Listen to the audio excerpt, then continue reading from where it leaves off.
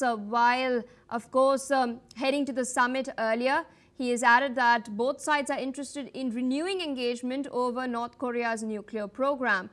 These comments, of course, come as Washington and Pyongyang have shown signs of reopening communication channels after years of stalled negotiations.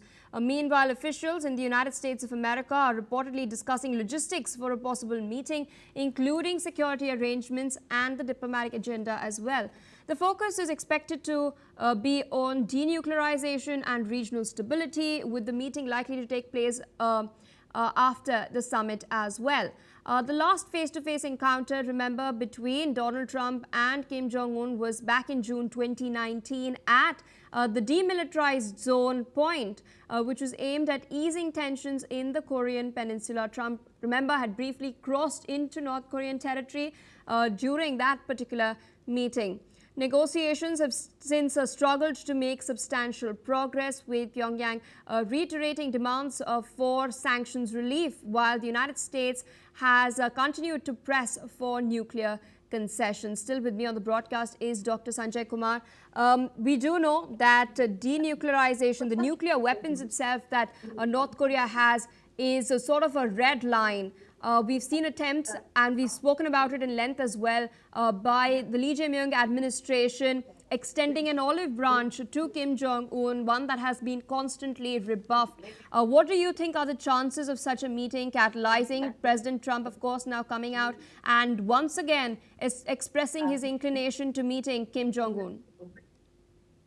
Well, Pia, when it comes to personal diplomacy of Trump and Kim, you know, Trump-Kim meeting can be possible anytime when these both leaders agreed. Trump was trying to somehow show some signal just a few days ago that he may meet or he would love to meet. But, you know, Kim was very passive and he has not responded anything on that.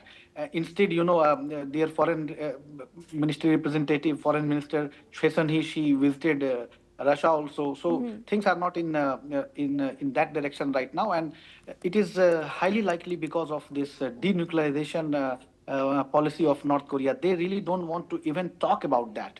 You know, that is why personal diplomacy, of course, it is possible anytime, and that is why Trump has said that if not this time, in future, he is open to meet, and that is why that meeting can be possible anytime. But if you ask me, very frank opinion right now, this is highly unlikely, and you know, especially Panmunjom meeting. You know, Panmunjom is not very far from Gyeongju. It is 270 kilometers, and it's just an hour flight. But I am not sure. I mean, I am not positive about it that this APEC meeting is going to, or like during this period, Trump is going to make that happen. But yeah, in future it is opened, and South Korea also would receive such meetings with open arms.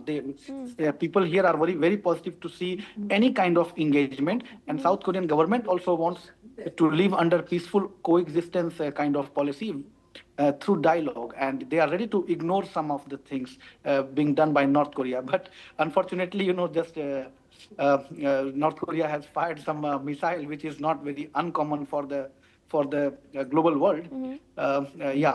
So saying this, I don't think so that any Trump-Kim meeting is likely to happen in this epoch. All right, with that, sir, I'd like to thank you for taking out time, sharing your perspective with us on NewsX World.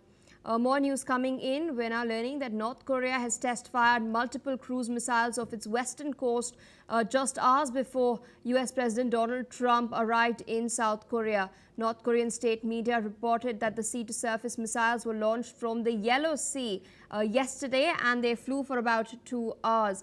The launch was overseen by senior North Korean military officials. The test itself was reportedly aimed at verifying the reliability of strategic weapon systems and demonstrating the country's nuclear deterrence capabilities. Notably, North Korean leader Kim Jong-un was not present at the launch, unlike previous high-profile tests. Meanwhile, South Korea's Joint Chief of Staff has confirmed that they detected the missiles at around 3 p.m. local time yesterday. The projectiles were identified as cruise missiles, and now further analysis is underway. The latest missile firing by North Korea comes ahead of Trump's visit to South Korea, which is currently underway. He has in fact discussed regional security and nuclear issues with Lee Jae-myung. Security cooperation is high on agenda, as is economic ties and inking a trade deal. Meanwhile, of course, the crucial meeting between Trump and Xi Jinping is slated to take place tomorrow. Meanwhile, viewers, more news coming in. The Chinese Defense Ministry has confirmed that India and China have held a fresh round of border talks aimed at strengthening communication